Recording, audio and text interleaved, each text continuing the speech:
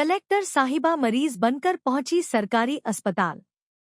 जब शिकायतें बढ़ने लगी, जिला कलेक्टर समीरा वर्मा को कई दिनों से लगातार शिकायतें मिल रही थी कि जिले के सरकारी अस्पताल में भारी अनियमितताएं हो रही हैं। मरीजों को सही समय पर इलाज नहीं मिल रहा, डॉक्टर अक्सर अनुपस्थित रहते हैं, कर्मचारियों का रवैया खराब है और कई बार तो जरूरी दवाइयां भी नहीं मिलती। शिकायतों की संख्या इतनी अधिक हो गई थी कि अब कोई औपचारिक निरीक्षण भी कारगर नहीं हो सकता था। जब कलेक्टर किसी सरकारी अस्पताल का दौरा करते हैं, तो पहले से ही सब सतर्क हो जाते हैं और असली समस्याएं सामने नहीं आ पाती। इसीलिए कलेक्टर साहिबा ने खुद इस समस्या की जड़ तक पहुंचने का फैसला किया। उन्होंने तय किया कि वे खुद एक आम मरीज की तरह अस्पताल जाएंगी और वहां की वास्तविक स्थिति का निरीक्षण करेंगी। मिशन: असली हालात का पता लगाने की तैयारी। अगली सुबह कलेक्टर समीरा वर्मा ने अपने सरकारी पहचान पत्र और विशिष्ट पोशाक को छोड़कर एक साधारण सलवार कुर्ता पहना, चेहरे को दुपट्टे से ढका और एक गरीब मरीज का रूप धारण किया। उन्होंने अपने साथ किसी भी सरकारी अधिकारी या सुरक्षा गार्ड को नहीं लिया ताकि उनकी पहचान उजागर न हो। वह सिर्फ एक गरीब महिला की तरह अस्पताल पहुंची, जिनका इलाज होना था। पहली चुनौती: अस्पताल में प्रवेश और रूखा व्यवहार। जैसे ही कलेक्टर साहिबा अस्पताल के मुख्य द्वार पर पहुंची, वहां मौजूद गार्ड ने उनसे रूखे अंदाज में बात की। क्या काम है? गार्ड ने बिना देखे ही पूछा। जब कलेक्टर साहिबा ने कहा कि उन्हें डॉक्टर से मिलना है, तो गार्ड ने झुंझलाते हुए कहा, लाइन में लगो, यहाँ हर कोई जल्दी में होता है। उनका यह बर्ताव देखकर ही कलेक्टर साहिबा को अंदाजा हो गया कि यहाँ आम लोगों के साथ कैसा व्यवहार किया जाता है। ओपीडी की हकीकत: लंबा इंतजार और लापरवाही। इसके बाद कलेक्टर साहिबा ओपीडी काउंटर की तरफ बढ़ी। वहां मरीजों की लंबी कतार लगी थी, लेकिन पर्ची काटने वाले कर्मचारी अपने मोबाइल फोन में व्यस्त थे।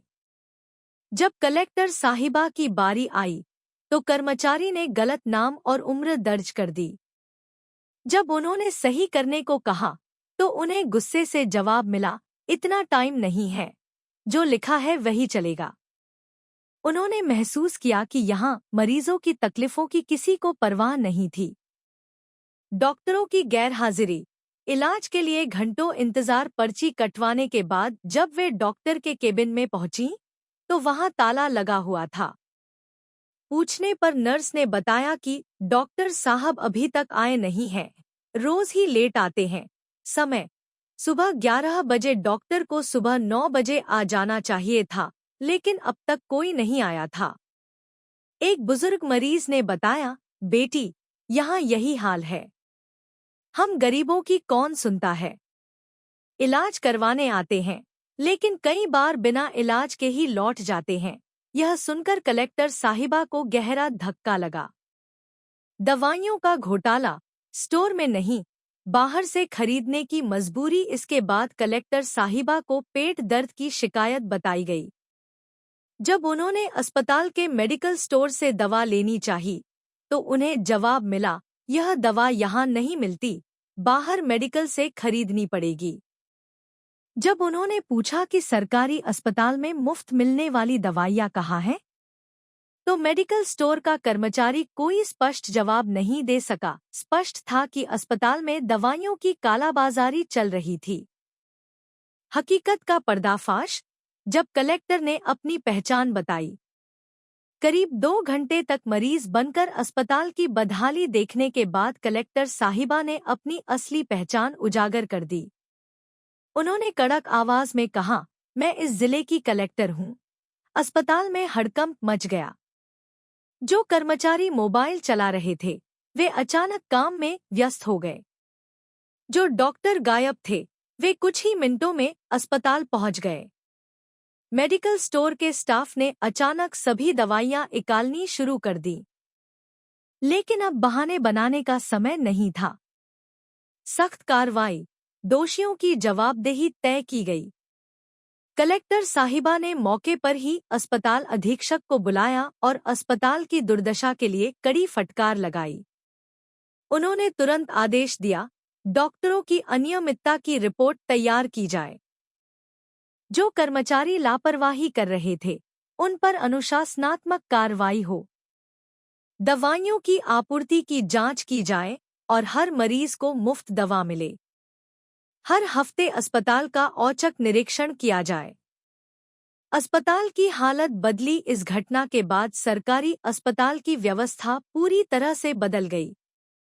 डॉक्टरों को समय पर आने के लिए सख्त निर्देश दिए गए। कर्मचारियों पर निगरानी रखने के लिए सीसीटीवी कैमरे लगाए गए। मरीजों को मुफ्त दवाइयां उपलब्ध कराने की व्यवस्था की गई। हफ्ते में एक बार अस्पताल प्रशासन को रिपोर्ट देने का आदेश दिया गया। अब मरीजों को सही समय पर इलाज मिलने लगा और अस्पताल की सेवाओं में काफी सुधार आ गया। निष्कर्ष, एक कदम, हजारों की जिंदगी में बदलाव। अगर प्रशासन ईमानदारी से काम करे तो व्यवस्था को सुधारा जा सकता है। कलेक्टर साहिबा के इस साहसी कदम से न केवल अस्पताल की व्यवस्था बदली, बल्कि हजारों मरीजों को बेहतर स्वास्थ्य सेवाएं मिल सकीं। यह कहानी सच्ची नेतृत्व क्षमता और जनसेवा की भावना का प्रतीक है। जब एक अधिकारी अपने पद की शक्ति का सही उपयोग करता है, तो वह जनता के जीवन को बेहतर बना सकता है। धन्यवाद। ऐसी ही वीडियो देखने के लिए चैनल को सब्सक्राइब करें और बेल आइकन दबाना न भूलें।